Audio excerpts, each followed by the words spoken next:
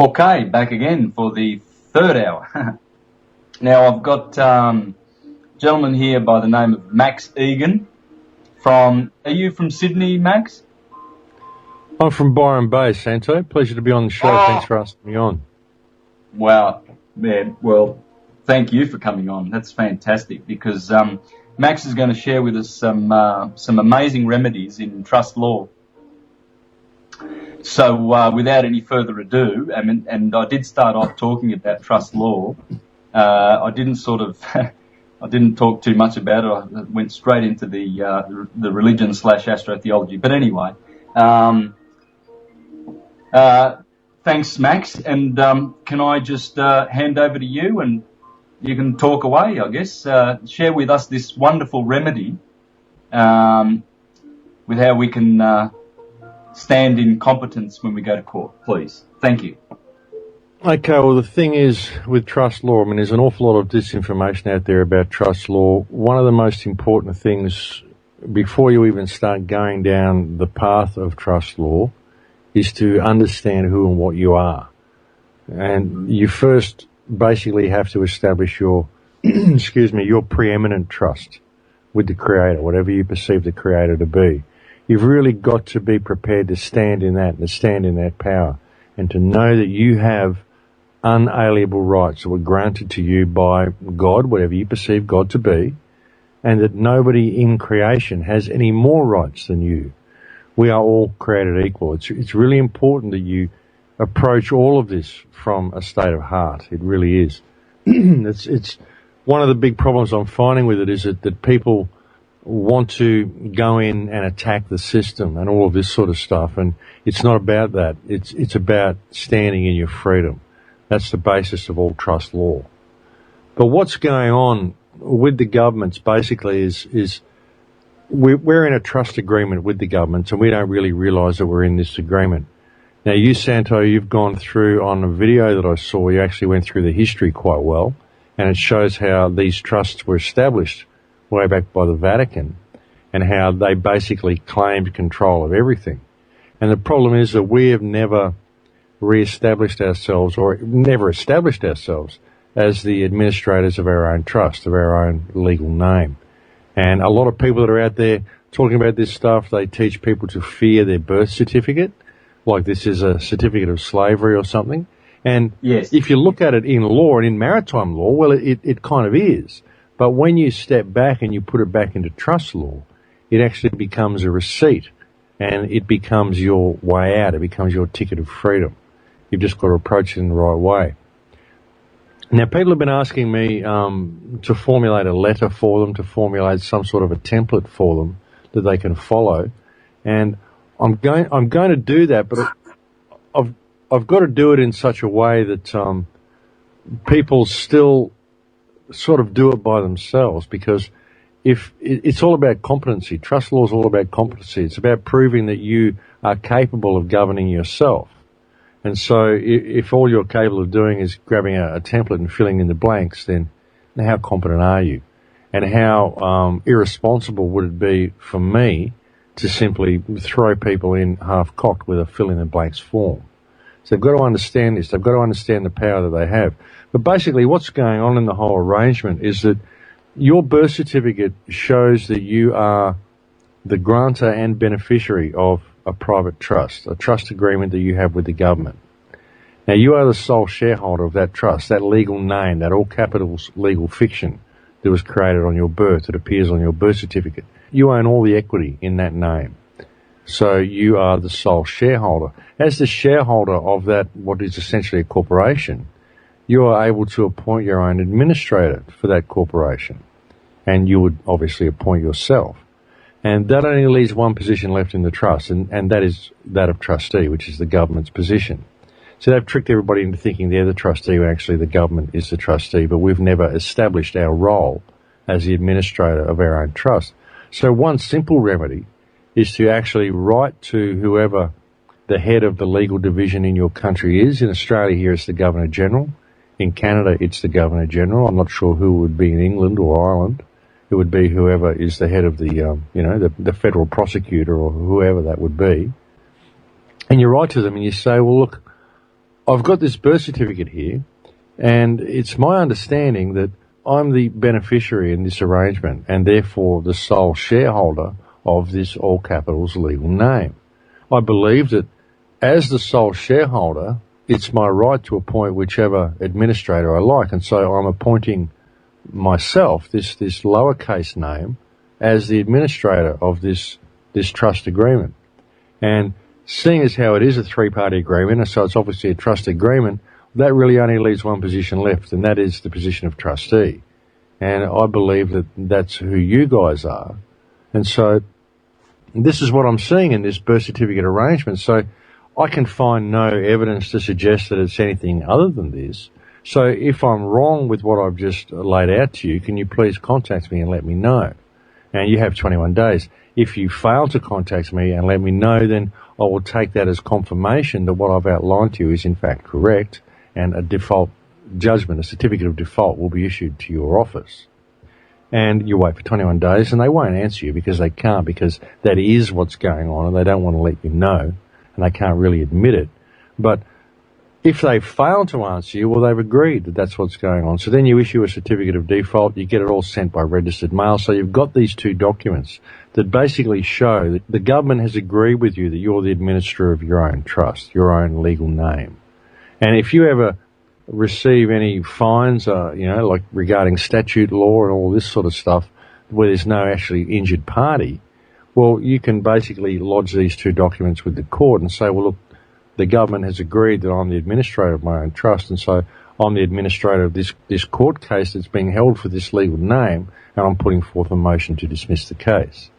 And they really don't have anything to go on from there. They don't have any leg to stand on. But again, you've got to know who and what you are, and you've got to be prepared to exercise this power. See, what this is called is equity. You own all the equity in that name, but equity aids the vigilant, not those who sleep on their rights. And what we're dealing with here is a corporate system. It's all contract law, and they're performing, entrapping you into contract law by not informing you that what's happening in court is actually trust law. And you're never claiming your administration rights. So that's one simple way to go about it. I hope that made sense.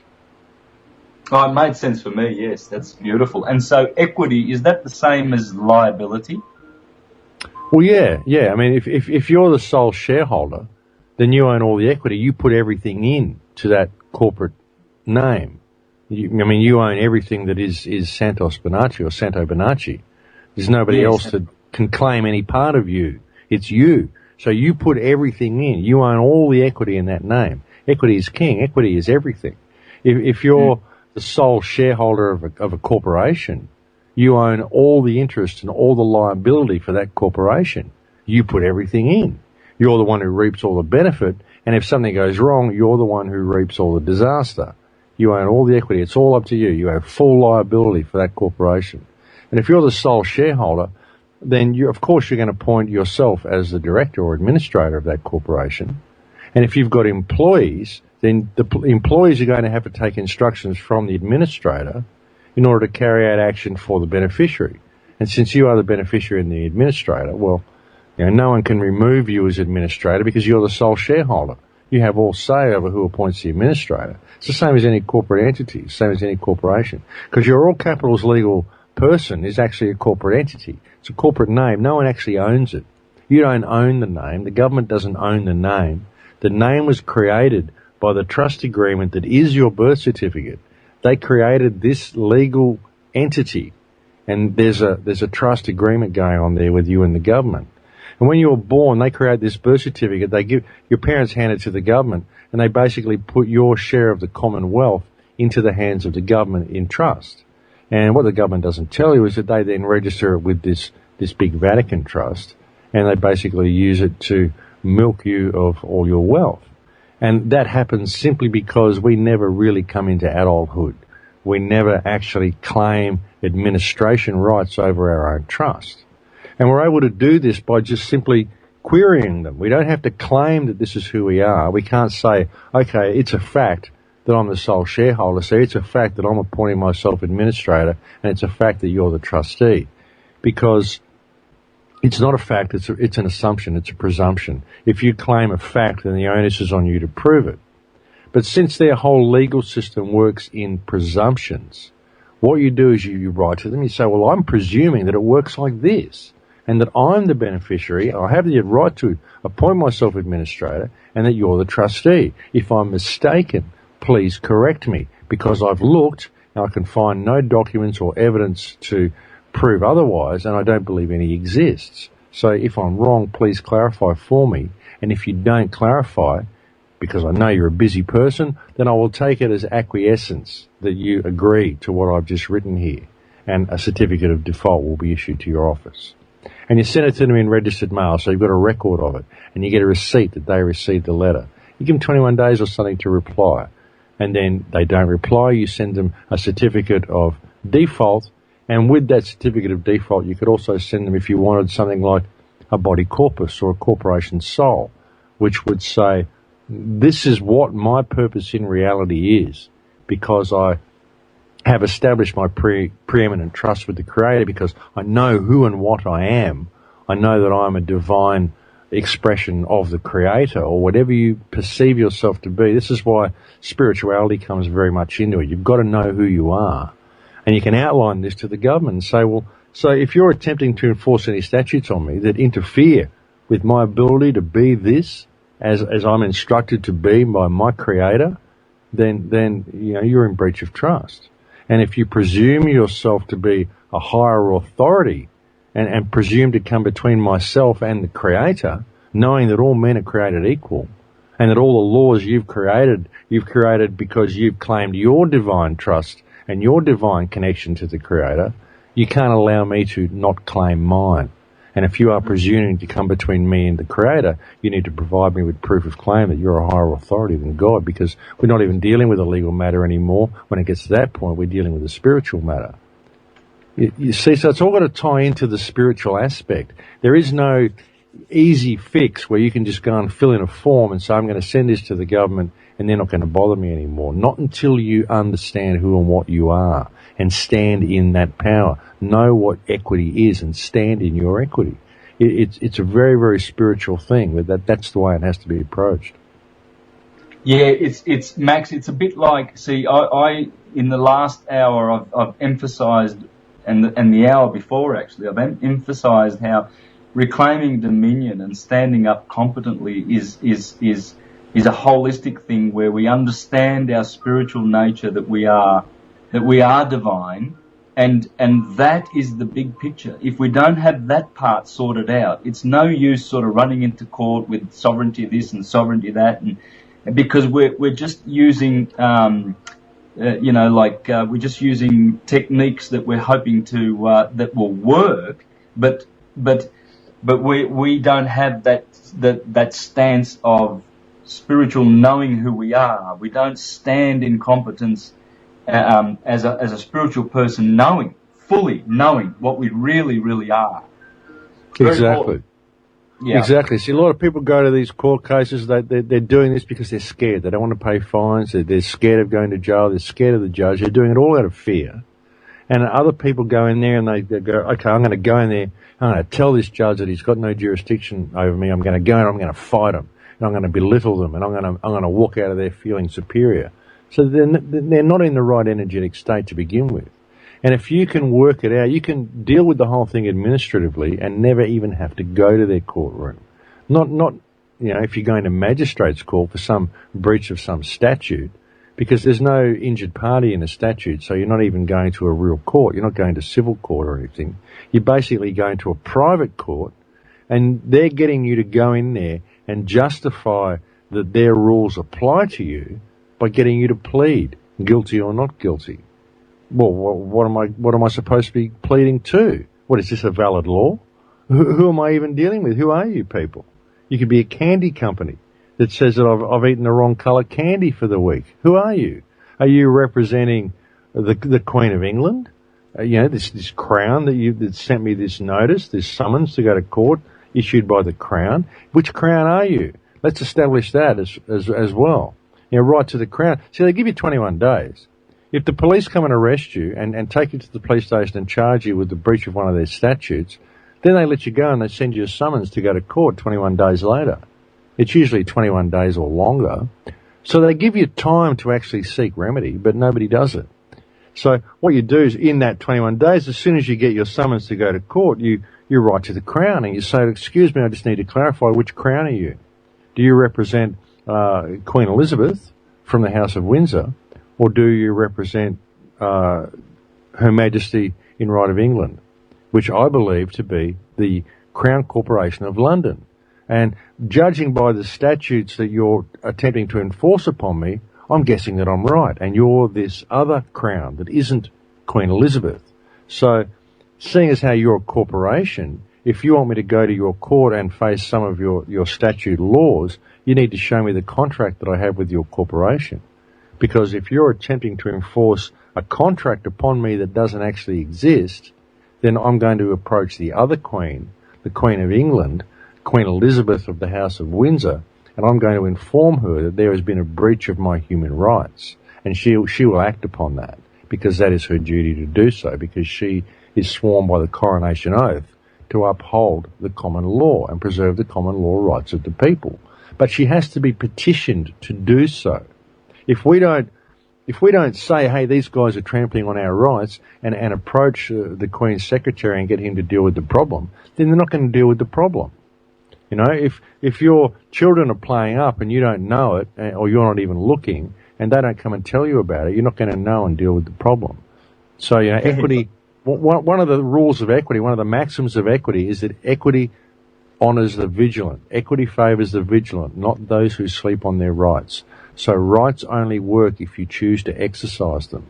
You have common law rights. The Queen is in place as the defender of those rights, but you have to petition her to do so, or at least ask her to do so, or at least make her aware that a problem is occurring.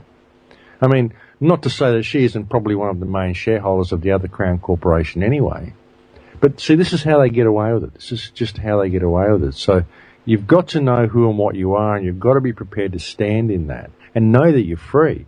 You absolutely do. You can't go there to fight the system. For me, the system doesn't exist. It's fiction. Everything below the word man is fiction. It's all fiction. And once you realise that and you know that, and you operate within the guidelines of God's law, whatever you perceive that to be, and I sum that up as do no harm, and I know other people that do that as well. I really, really recommend that people look at Dean Clifford's videos on trust law. I've got a website called thecrowhouse.com, and if you go there, you'll find a banner that says Lessons in Trust Law that will take you to a whole bunch of workshops of Dean's, and that's a really good way of getting your head around it. But it's so important for people to establish their preeminent trust with the Creator and to stand in their power, and don't wish to fight the system. Don't go there in fear of the system. Don't be coy with these people. Just deal with it administratively before you even have to go to court. Just send off these documents, ask them to establish what their actual standing is, and tell them you believe you can appoint yourself administrator, you'd like to know which crown you're dealing with, all of this sort of stuff. And then once you get the default judgments, because you give them 21 days to, well, you've got 21 days to go to court, so you could send it to them and you could say, well, I'll give you 10 days to reply. That's pretty normal. 3 days mailing time, 3 days to examine it, 3 days to get back to you, and a day's grace. That's pretty standard.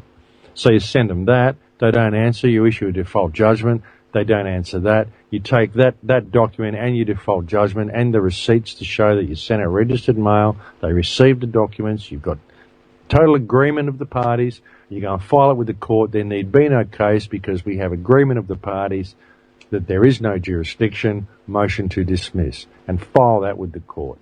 And that will override most statutes. That's brilliant.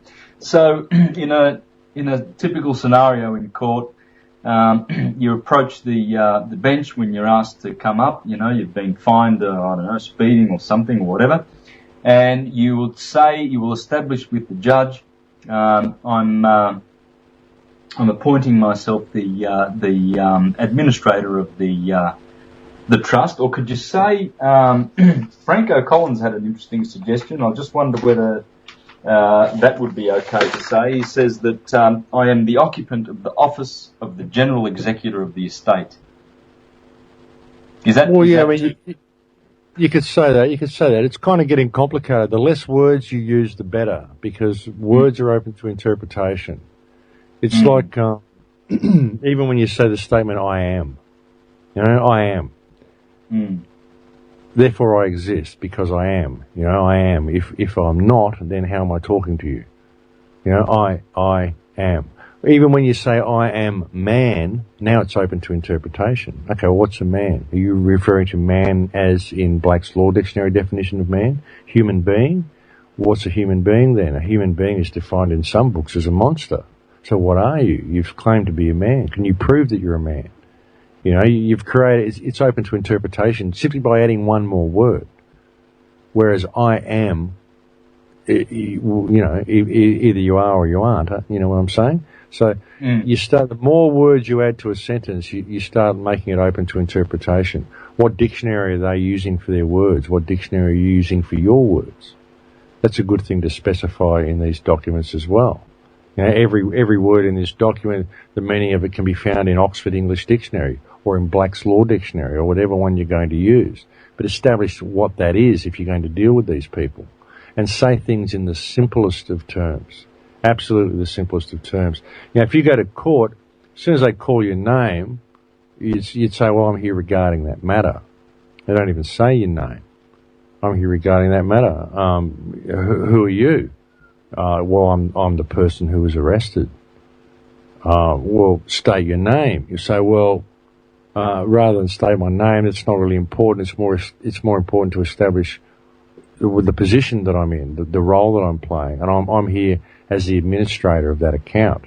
Are you a public servant? And I'll probably call the sheriffs about that point. So it kind of gets into a bit of a shouting match, but you've got to establish yourself as the administrator as soon as possible, so that otherwise they will presume they are the administrator. So that's why it's best to preemptively deal with it by sending in the paperwork, establishing that before you go to court in those 21 days grace that they give you to do this. That way you don't go in. So even if you go into their court, you're in this place, you're in this whole corporate system just by being there. And if you're saying the judge has no jurisdiction over you and you don't even really need to go to the court because you've established what your position in the trust is, then what are you even doing in their court? Unless they've dragged you in there.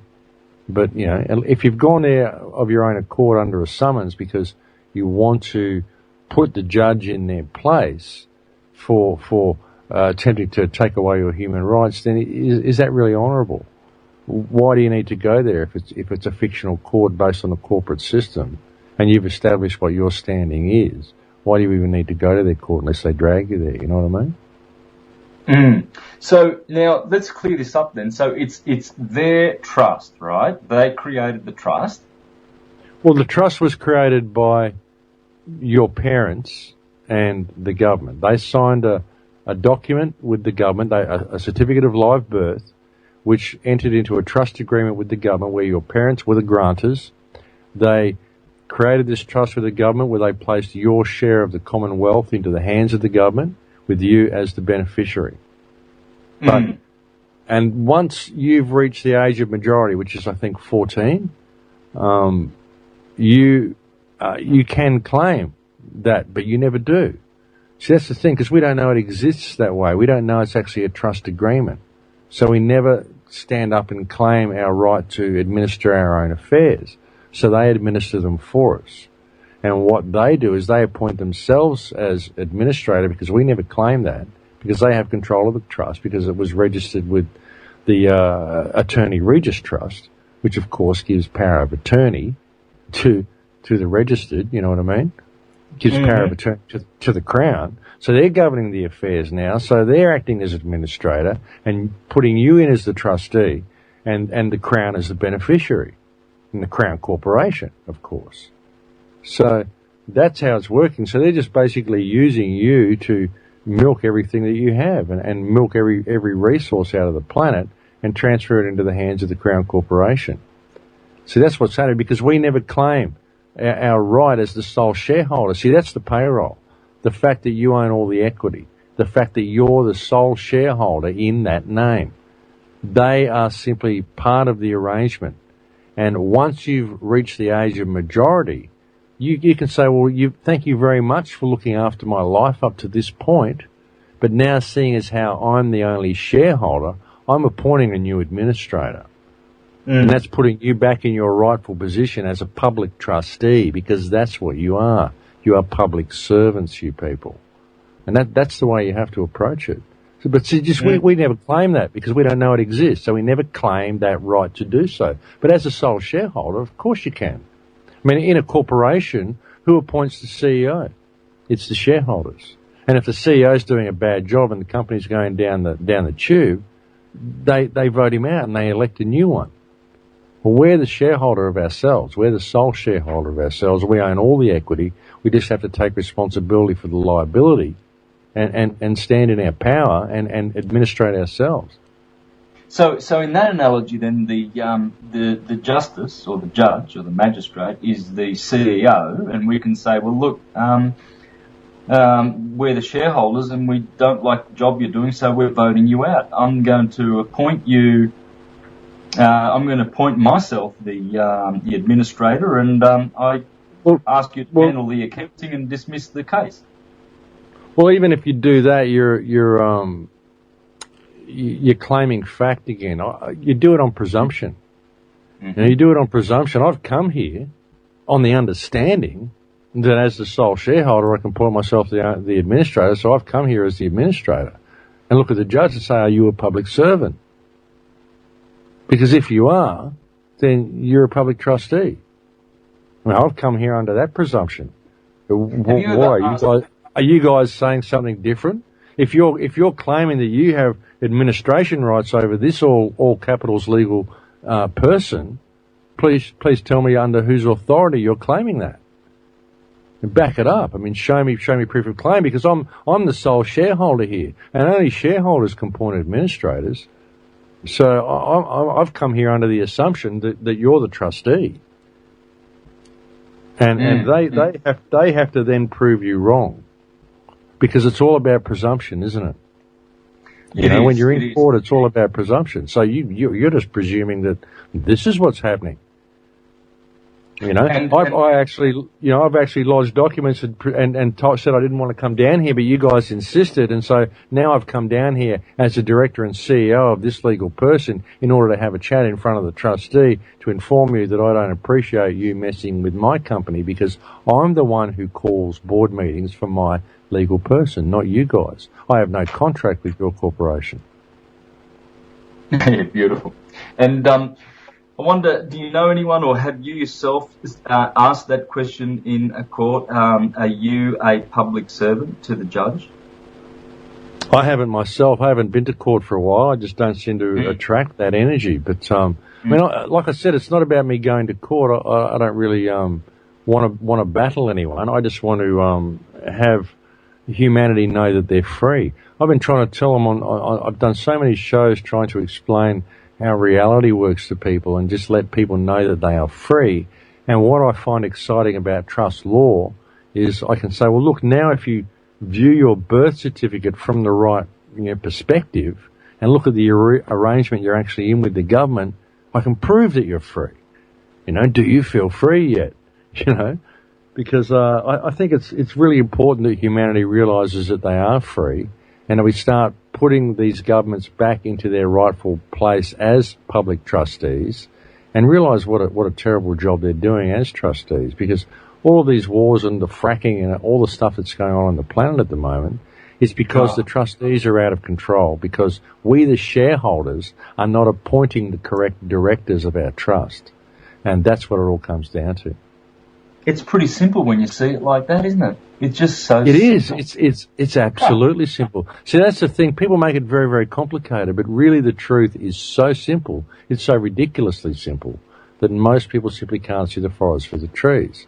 They think there must be revolutions to be waged, or all this endless paperwork to fill out, and all these things and steps they have to do, and all these little tricks that they do to try to collapse these trusts and all this sort of stuff. All we have to do is claim our right to administer our own trust that already exists. with these people. Simply step into the role that you were born to be and start making these trustees act the way the administrators tell them to act. Now, what if the judge says, okay, well, no, this is our trust. This is the government owns it completely, and you can't do that. Is there any chance that they will do that? They may try that, but you'd say, well, by whose authority? Show me by whose authority. Where is the contract that shows that I, as the sole shareholder, gave you permission to do that? Produce a contract where there was certainty of terms, where there was full disclosure, and there was valuable consideration. You need those three things to even have a valid contract. So show me the contract where I agreed that you could administer this. Because what I'm seeing here on my birth certificate is me as the sole shareholder. And I'm seeing that my parents were the grantor, of course. So when I became 14 years old, I became the sole shareholder and grantor. And so I believe I can appoint myself the administrator. You guys actually signed off on the deal. Your signature is on this document. Not my signature, not my parents' signature, but your signature. The signature of the Registrar of Births, Deaths and Marriages. That shows obligation. Any document that I've signed means that I'm obligated to perform a certain task. Means that I'm appointing myself trustee, or I've been appointed, or I've agreed to be trustee because I signed off on the deal. You know, you sold me a car. I told you that I'd pay you $100 a week. I signed the deal. Now I'm in trust to pay that. I'm required to pay that. I have an obligation to fulfill. You, the government, signed this document, which clearly shows me as the sole shareholder of this all capitals legal person. Correct me if I'm wrong. You have the obligation, not me. You signed the deal. So that's your thing. That's the ticket. What can they say to that? What can they say? How can the judge possibly claim that he has jurisdiction over you if you have not done wrong, if you have only broken a statute, which there's no injured party in a statute. It's not God's law. It's man's law. You know, you're under your common law right to be free. So all you're doing is that this corporation, the Crown Corporation of London, is claiming that you broke one of their rules. So it's claiming, therefore, that you have a contract with it and that you are performing a duty for them when the complaint was made against you. And, you know, people will argue, so, well, you've got a driver's license and you're driving on a road and you've got a registered car. This makes you, the government owns your car because it's registered and they own you because you've got a license. Well, okay, well, I would say that I've got the car registered in case I would like to work for the government. I've got a license in case I'd like to work for the government. They're there with me in case I ever want to use them, but I'm not using them at the moment. And if you're claiming I was performing a function for your corporation when I was driving my car on the road, then again, show me the contract. Show me the pay slip. Show me the payroll slip. Tell me what function I was required to perform. Tell me how I agreed to anything. Show me how there was full disclosure. Show me the contract that I have with your corporation. Because I believe you are this Crown Corporation that's masquerading as the Queen of England. But if you're not, you have to show me. You have to put the onus on them to show you and ask them, are you this corporation? Who are you representing? Do you represent Elizabeth from the House of Windsor, or do you represent the Crown Corporation of London? Because it's all contract law. The whole lot's contract law. So you just got to know how to approach it. Yeah, that's great. Well, see, with my presentation on law and the history there, I did have a second part. Serena was on, and she had some remedies that were based on Frank O'Collin's information there at Ucadia and oneheaven.org. And as it happened, the process for collapsing the trusts changed. Now, many. Sorry? Yeah, good. Okay. So we've got another 15 minutes then before the hour. So I'd like to just close then, Max, by saying that I'm going to be pointing people to your Crowhouse. What's the crowhouse.com? Yeah, the crowhouse.com. The crowhouse.com for this simple remedy, because I'm still pointing people to Frank O'Collins, of course, but it seems to me like a very, very complicated system with what Frank's doing. Hopefully he'll simplify it, but this is quite good, and I have had many inquiries. People have been emailing me saying, where's Serena's second part to the remedies and how to collapse a trust and everything like that, and I've already started pointing them there, and I've said, look, there will be a letter that you can use to send in to the district, to the Attorney General, and that will be available on the crowhouse.com within a couple of weeks or so. So I'm pointing them there. Yeah, well, look, okay. Yeah, well, absolutely. Well, what I'm going to do is I'm going to create a letter that is essentially more guidelines, because, like I said, it's not about filling in the blanks. It's about competency. You've really got to understand how this works, and I can't just give people a letter where they fill in the blanks and send it in and thrust them into this world that they have no understanding of. They've really got to get an understanding of how it works. I really, really recommend that people go and watch the trust law workshops that are posted on the Crowhouse by Dean Clifford. They're very, very informative, and they give you a very, very simple understanding of how this works. So that's something that people really do need to do, and that's the way it's got to be approached. I mean, you've got to get an understanding of it. You really do. So I'm quite happy to write up a guideline form, but I'm not going to do something where people will just fill in the blanks, because I think it would be irresponsible of me to do so. People will just go and get themselves in trouble if they don't really know how to stand in this. You've really got to stand in it and know who and what you are. And you've got to know that you are free, because you are. We are all, totally free, and we can really, really easily deal with this problem by simply knowing that and standing in our power and holding these trustees accountable for their actions. And like I said, I don't want to jail them. I don't want to hurt them in any way. I just want to dismiss them from their role because they're not doing a very good job. But the reason they're getting away with it is because we have never claimed our right to administer our own trusts. And that's what we need to do more than anything. Yeah, let's change that. And look, with what Frank O'Collins and stuff are doing, I mean, this has been an ongoing process with everybody. There's been so many people that have gone down so many different rabbit holes, and I've done so myself. And we find these remedies, and we find these really complicated ways of doing things, but the easiest way is always the best, and the simplest way is very often the best way. And when you really look at it and you see that this is simply a three-part agreement, it's simply a private trust, and all of the trusts that they've got us involved in, they're talking about collapsing these trusts. You can collapse these trusts immediately by simply establishing which crown you are dealing with, because obviously there wasn't full disclosure, and establishing yourself as the administrator of your all capitals legal fiction name that already exists. And that will automatically restore your rights and collapse all the other trusts, because none of these contracts are valid because there wasn't full disclosure, there wasn't consent, there wasn't valuable consideration. So what I'm essentially saying is, if you're not part of their system, and you know you're not part of their system, you know who and what you are, then you don't have to play by their rules and go down all these complicated avenues and collapse all of these fictional trusts, because everything below man is fiction, and that's the bottom line. Yeah, well said.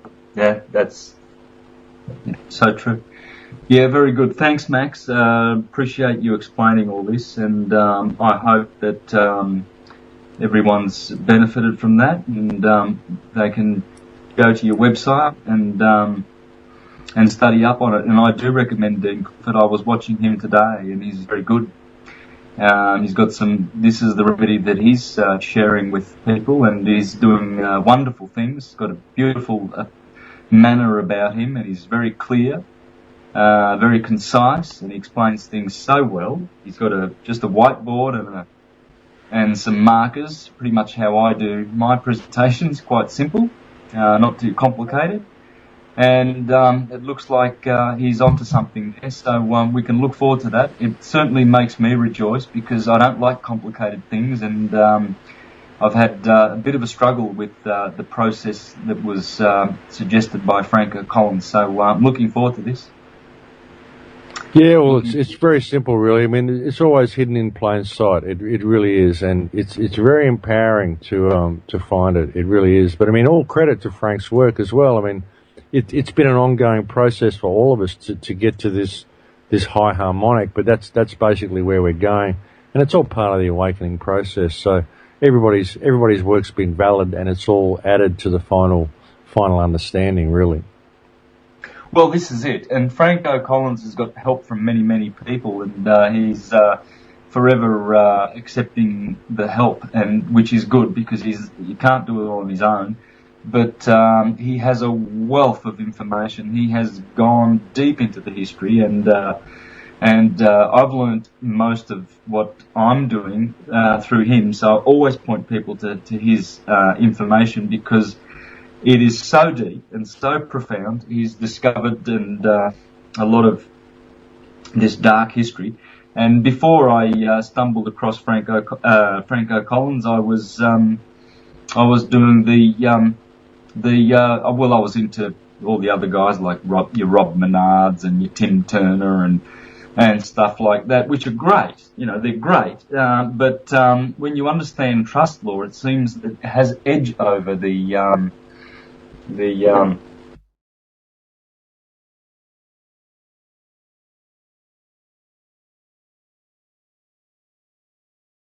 It does. I mean, a lot of these people, they're still operating in law, and they're still operating sort of in corporate law, and they're working around loopholes and things, and the difference between statutes and acts and all this sort of stuff.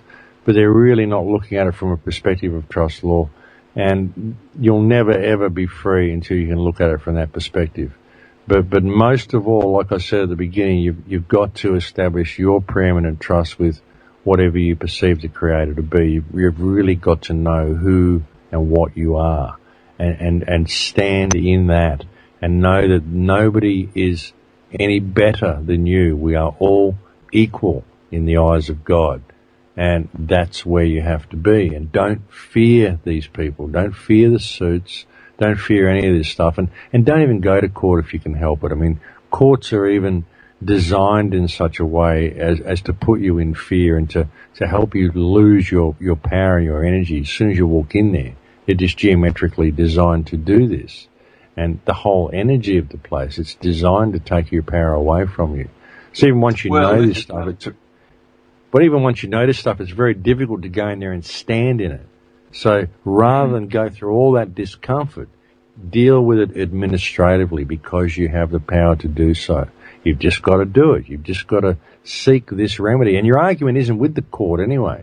Your argument is with the one who brought the claim against you, and that's the Crown.